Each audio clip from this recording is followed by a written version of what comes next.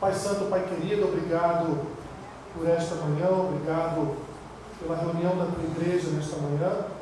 Somos gratos a Ti por podermos compartilhar, Senhor, nesta manhã, da comunhão da escola bíblica, aprendendo um pouco mais da Tua palavra, sendo ensinados pelo Teu Santo Espírito.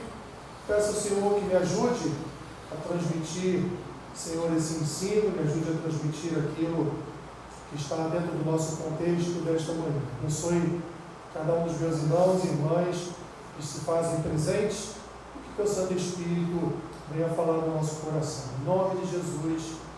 Amém. Podem sentar.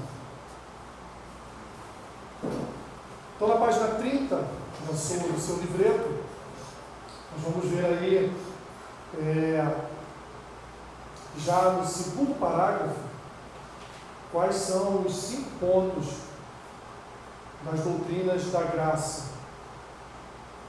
que é a depravação radical, podemos chamar também de depravação total, logo no segundo parágrafo aí, a eleição incondicional, a redenção particular, a graça eficaz e a graça perseverante. Nós vamos ver cada um desses pontos. Eu quero apenas com vocês, junto com vocês, fazer uma leitura aqui do nosso fundo histórico, só para vocês saberem de onde, depois a gente entra nas doutrinas, propriamente dita, até porque o nosso tempo já correu bastante do nosso tempo.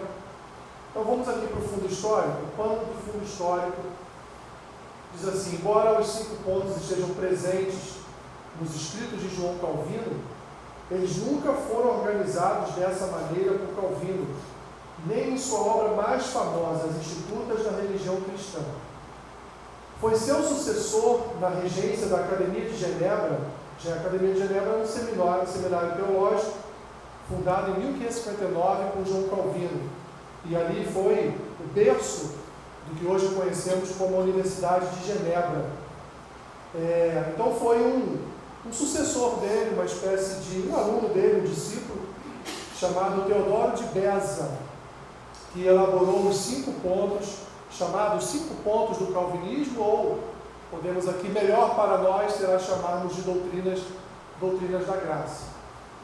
Página 31. Jacó Armínio, um ex-aluno de Teodoro Beza, já na condição de pastor e professor em Amsterdã, na Holanda, levantou vários pontos de divergência com Beza. Após sua morte, alunos de Armínio escreveram um manifesto teológico contrário ao ensino de Beza, conhecido como Remonstrância. Um nomezinho difícil, né?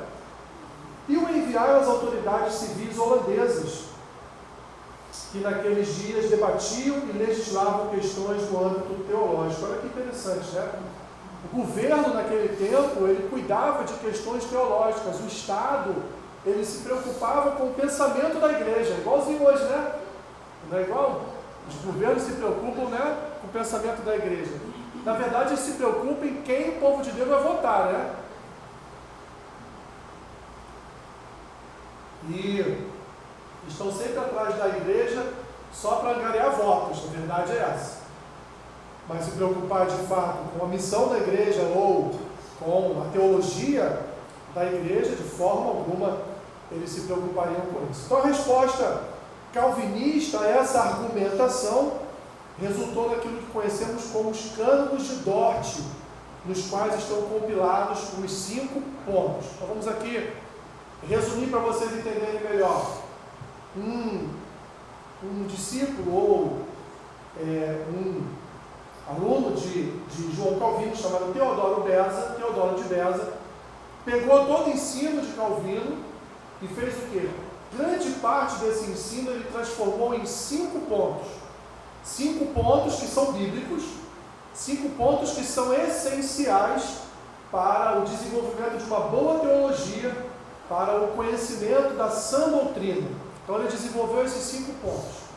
Teodoro de Beza teve um aluno chamado Jacó Armínio, que já na condição de pastor, teólogo lá na Alemanha, o que ele fez? Ele levantou pontos controversos. Ele disse: olha, A eleição não é incondicional, a eleição é condicional. O homem participa da escolha de Deus na sua eleição, na sua salvação.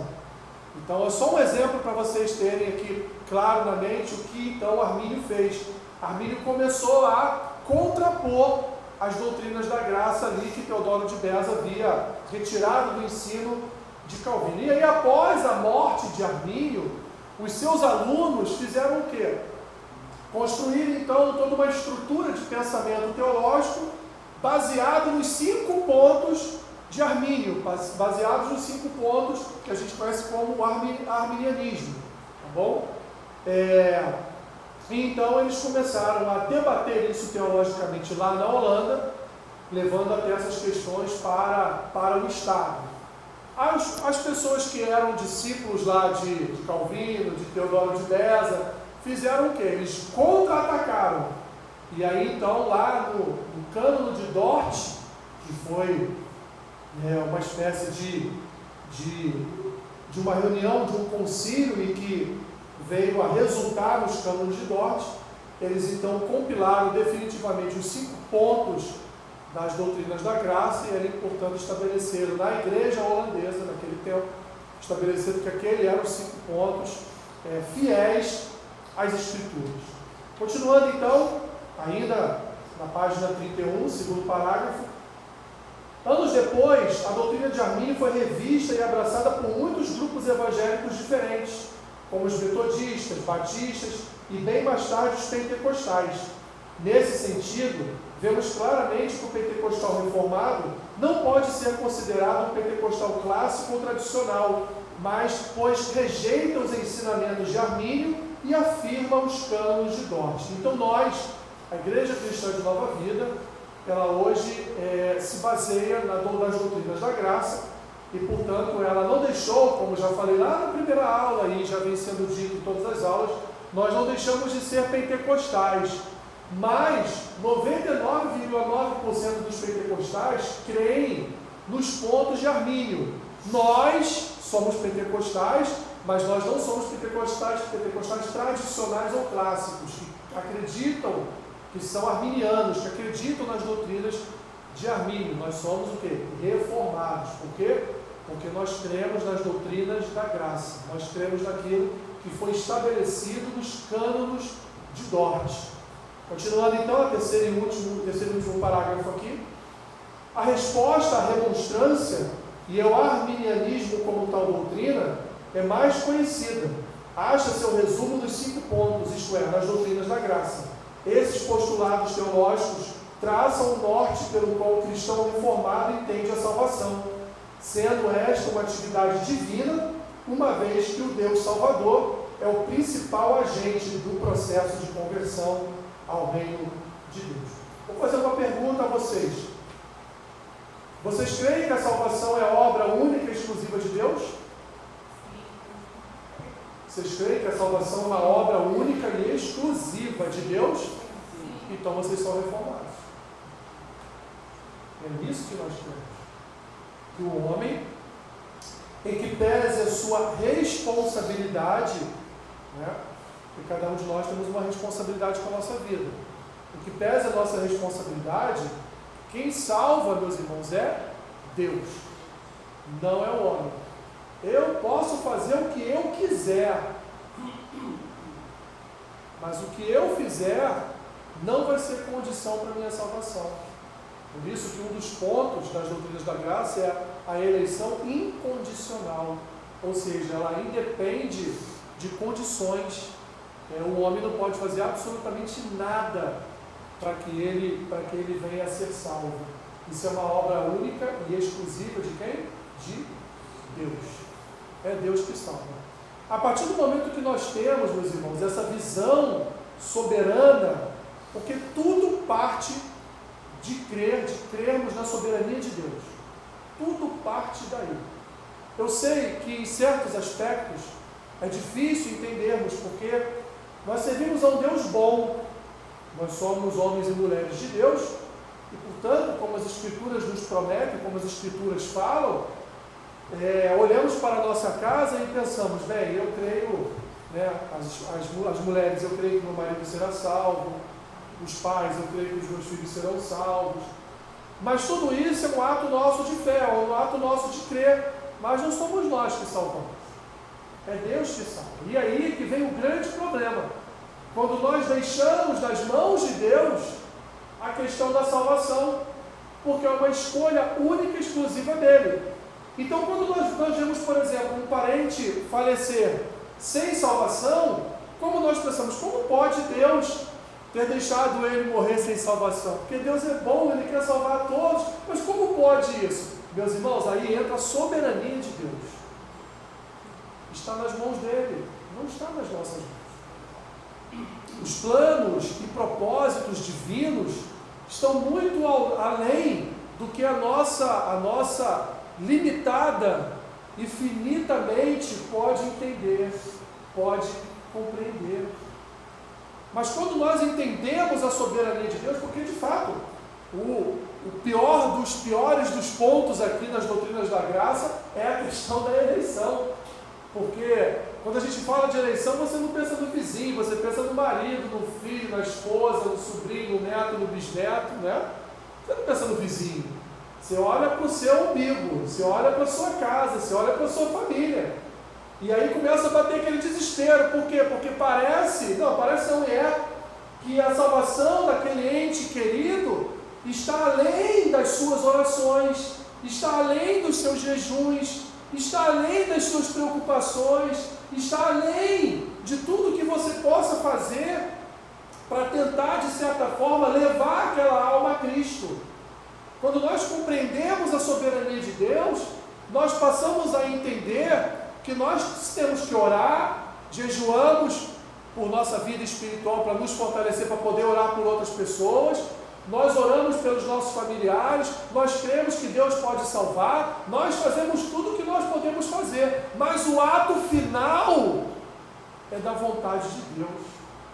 O ato final não é nosso. E isso quando bate no coração, por exemplo, daquele que é arminiano, isso é desesperador. Ele não quer tirar das mãos dele o que ele acha que ele tem, quando na verdade ele não tem. Ele não tem poder para salvar ninguém.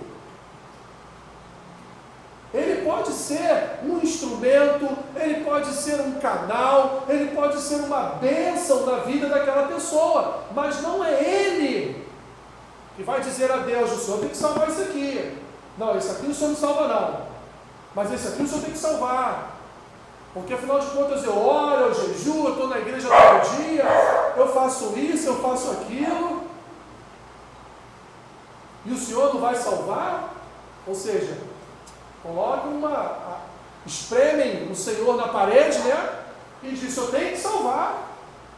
Nós sabemos, nós, informados, sabemos, meus irmãos, que não é assim.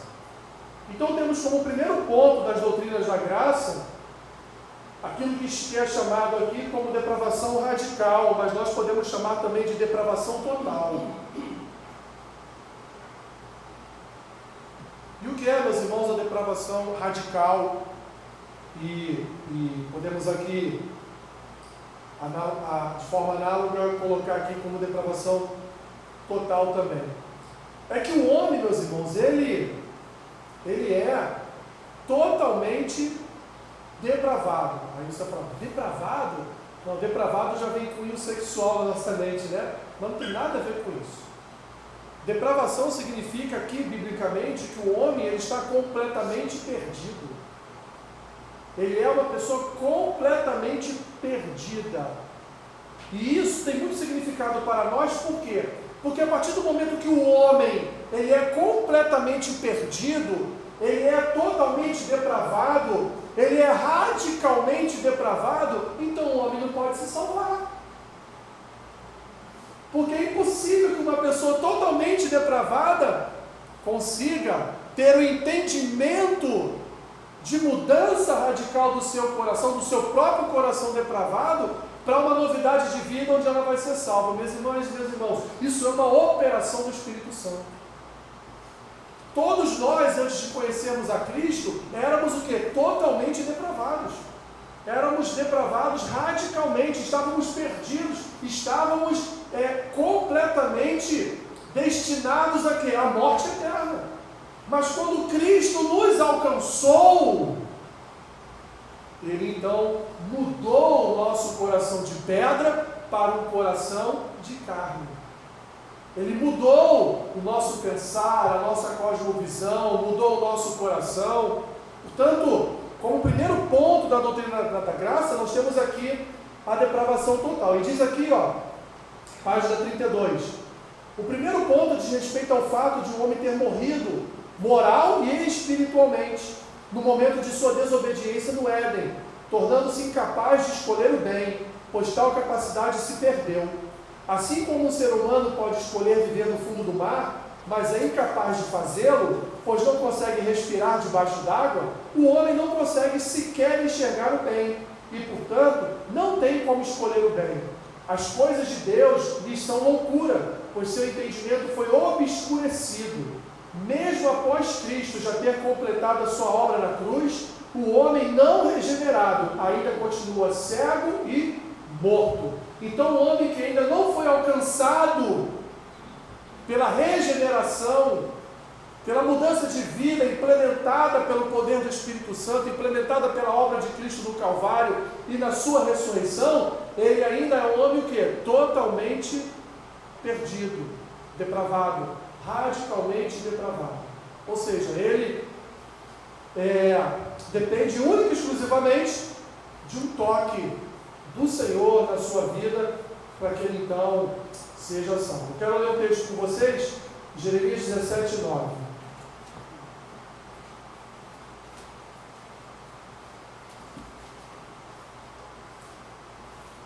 Vou pegar um dos textos que estão aí. Jeremias 17, 9. Texto conhecidíssimo, né?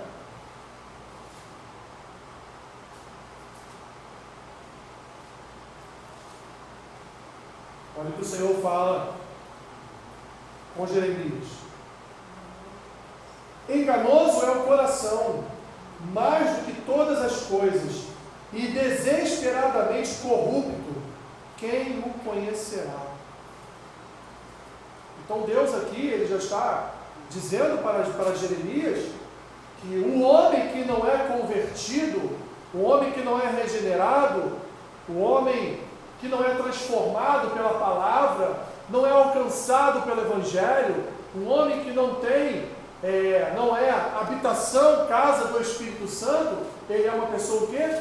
Totalmente depravada. Por quê? Porque o nosso coração ele é enganoso, o nosso coração corre desesperadamente para o mal. O apóstolo Tiago vai dizer lá na sua epístola que todo bem, tudo que é luz, vem de onde? Do alto. Ele vai dizer, vem do Pai das luzes, em quem nós não encontramos pecado, erro, trevas. Então, tudo aquilo que nós, como homens e mulheres de Deus, fazemos de bom, pensamos de bom, só o fazemos e pensamos, meus irmãos, porque há o Espírito Santo na nossa vida. E mesmo assim, não precisa levantar a mão não, tá? Mesmo assim, de vez em quando, o que a gente tem vontade de fazer é, não tem vontade de dar uma bicuda em alguém de vez em quando? Eu sei que você tem, eu também tenho. Eu sei que você tem, né? Quando você vê, vocês mulheres nem tanto, né? Mas nós homens, né, Adalberto? Quando a gente vê aquele gol cara a cara, de badalinha, sem goleiro, o atacante perde, né? Qual é a nossa vontade? Hein? Pular da arquibancada, entrar no campo, né? E como dizia a minha avó, encestar aquele infeliz, né? Então assim, e nós somos convertidos, nós somos transformados, mas o Adão, que foi vencido pelo novo Adão que é Cristo, ele ainda continua em nós, meus irmãos, até o último dia das nossas vidas, né? Então, isso é uma prova mais do que contundente de que se nós, cristãos, ainda de vez em quando temos maus pensamentos, não deveríamos, mas de vez em quando ainda temos, que dirá aquele que está completamente perdido, né? A sua alma é totalmente Totalmente depravado. Aí temos o segundo ponto, que aí esse eu vou correr um pouquinho aqui, que esse é aquele ponto do desespero da maioria do povo de Deus, né? Eleição incondicional. A gente resolve a eleição, meus irmãos, com uma única pergunta, que foi a que eu fiz a vocês alguns minutos atrás. A salvação vem de quê? Vem de quem? Desculpa. De Deus. Acabou. Não tem mais discussão. Porque a partir do momento que eu tenho no meu coração firmado, biblicamente firmado, que a salvação ela é uma operação milagrosa, proposta única e exclusivamente executada por Deus através do seu Santo Espírito, então a eleição não tem mais discussão.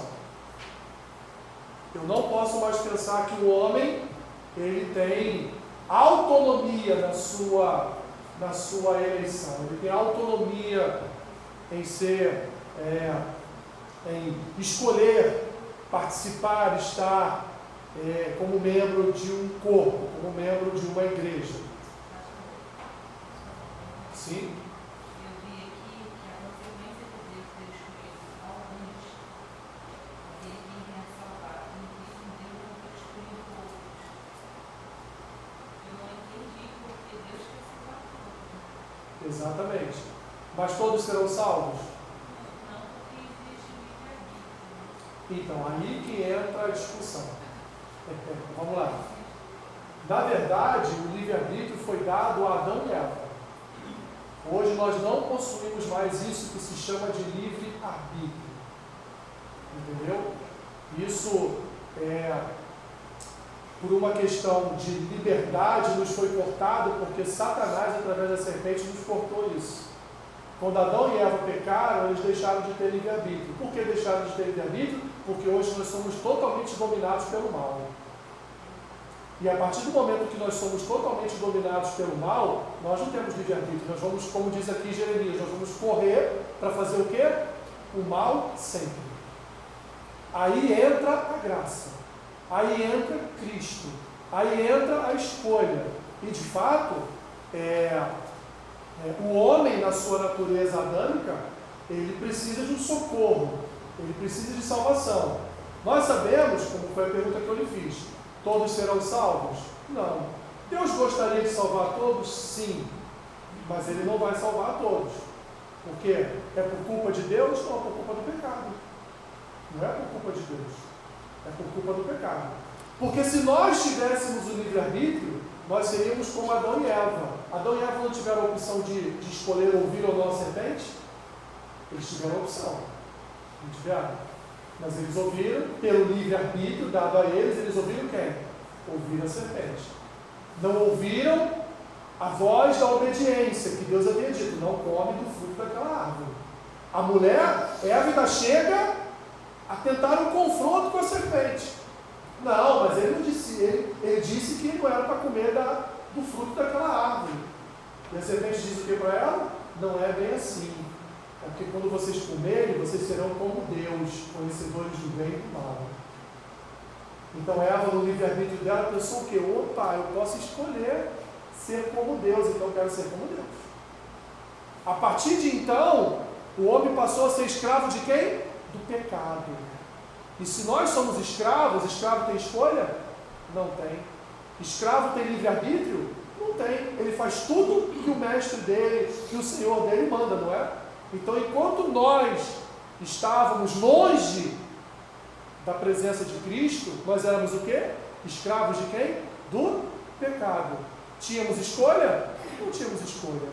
O nosso coração corria desesperadamente só para fazer o que era mal, porque nós éramos servos de Satanás. Alessandro, como você pode dizer que nós éramos servos de Satanás? Colossenses nos responde essa pergunta, quando Paulo diz, ele nos libertou do império das trevas. O que é um império? O império é um reino. O império não tem um rei ou um imperador? Quem manda no império? Não é o imperador? Então, se nós habitávamos no império das trevas, quem era o nosso Senhor? Exatamente. Então, nós fazíamos o que? Tudo que ele queria. Tudo que ele mandava, porque o imperador era ele. E aí Paulo vai dizer, ele nos resgatou do império das trevas e nos transportou. Olha, Paulo diz, Cristo nos tirou do império das trevas e nos transportou para o reino do Filho do seu amor. Olha a mudança. Olha a mudança. Mas você foi transportado do império das trevas para o reino de Cristo porque você quis? Não. Ele foi lá e te resgatou. Você teve livre-arbítrio ao escolher Cristo? Não. Ele foi lá e te resgatou. Sem você esperar. Sem você nem saber que isso iria acontecer. O rei dos imperadores, o imperador dos imperadores, foi lá e, como Paulo diz, ele nos resgatou. O resgate é estabelecido sobre a vida de quem? De quem está o quê? Perdido, precisando de socorro. Mas a gente sabia que estava precisando de socorro? Não. Porque para a gente lá no Império das Trevas estava tudo bem. A gente achava que era bom, a gente achava que fazia as coisas bem feitas, a gente achava um monte de coisa. Até que ele nos alcançou, nos resgatou, e aí aconteceu o quê? As escamas foram retiradas dos nossos olhos. E aí podemos ver claramente quem nós éramos, quanto estávamos perdidos. Então, minha irmã, deu para entender essa questão do livre-arbítrio? Eu? Ok? Vocês entenderam a questão do livre-arbítrio? Sim? Ok. Então, assim, então Deus, a gente sabe que nem todos serão salvos. A gente sabe disso. Mas é por culpa de Deus? Não, é por culpa do pecado. Por culpa do próprio homem, por culpa de Satanás que enganou o homem. Então Deus, ele escolhe, e há um texto para isso. A gente está bem em cima do laço, mas eu quero ler com vocês rapidamente. Romanos capítulo 9. Romanos 9, 19.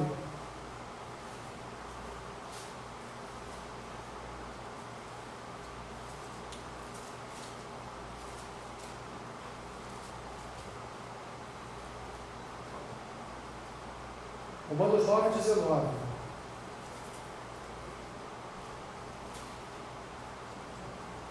Eu vou estender essa aula, meus irmãos, para a semana que vem também, tá?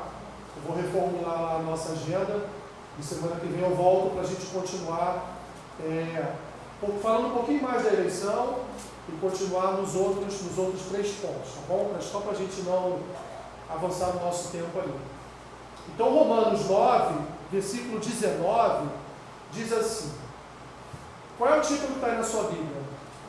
A soberania de Deus. Lembra que lá atrás eu falei, tudo parte de entendermos a soberania de Deus.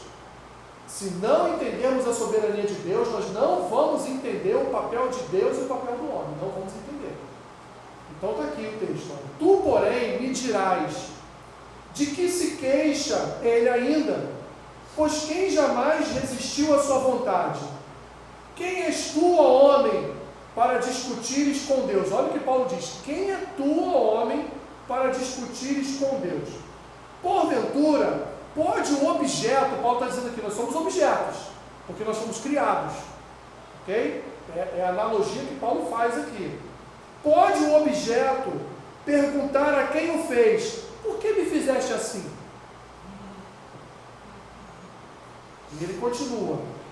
Ou não tem o oleiro direito sobre a massa para do mesmo barro fazer um vaso para a honra e outro para a desonra? E ele continua.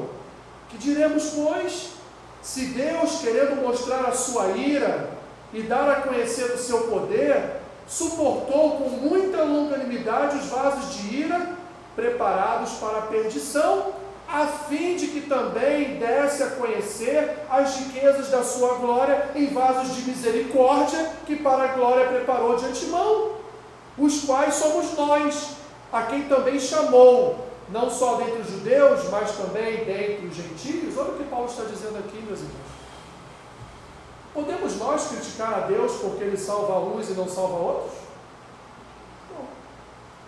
A escolha não é dele? Paulo vai dizer, o que Deus fez?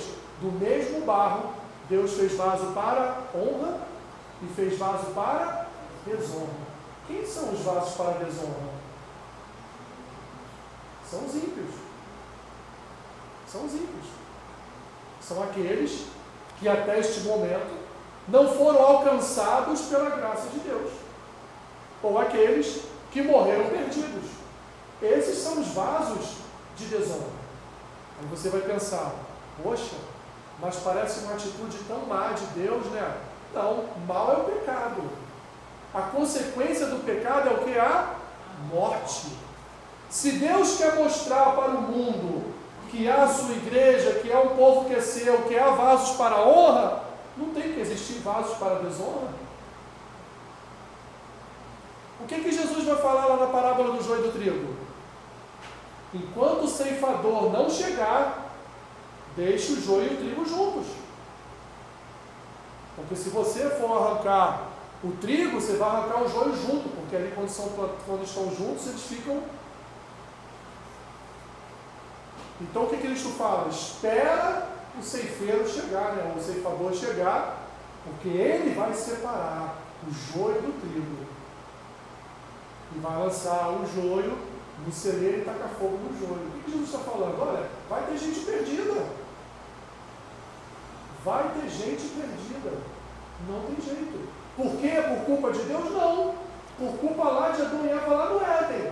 Que quando tiveram livre-arbítrio de escolher a melhor parte, preferiram escolher o quê? A desobediência. O pecado. Então, meus irmãos, tudo parte das ações de Adão e Eva no Éden. Tudo parte dali. E aí então nós que somos seus herdeiros, herdeiros não só da bênção, mas herdeiros também da maldição do pecado, nós sofremos as circunstâncias, sofremos toda a consequência do que Adão e Eva fizeram lá no Éden. Tá bom, eu vou encerrar essa primeira parte da aula. Semana que vem a gente retorna. Eu vou refazer a nossa agenda aqui, tá bom? Nós não temos pressa nenhuma, o importante é vocês entenderem o que está sendo dito, compreenderem o que está sendo dito. Amém? Amém. Entenderam? Compreenderam? Ok? Senhor, obrigado por esta manhã, obrigado pela oportunidade que tivemos, ó Deus, de conhecer um pouco mais, Senhor, a respeito das doutrinas que cercam a Tua graça. Obrigado pela comunhão dos nossos irmãos. Nos abençoe agora no culto, que daqui a alguns minutos estaremos dando início. Fica conosco, é o que te pedimos, em nome de Jesus. Amém. Amém.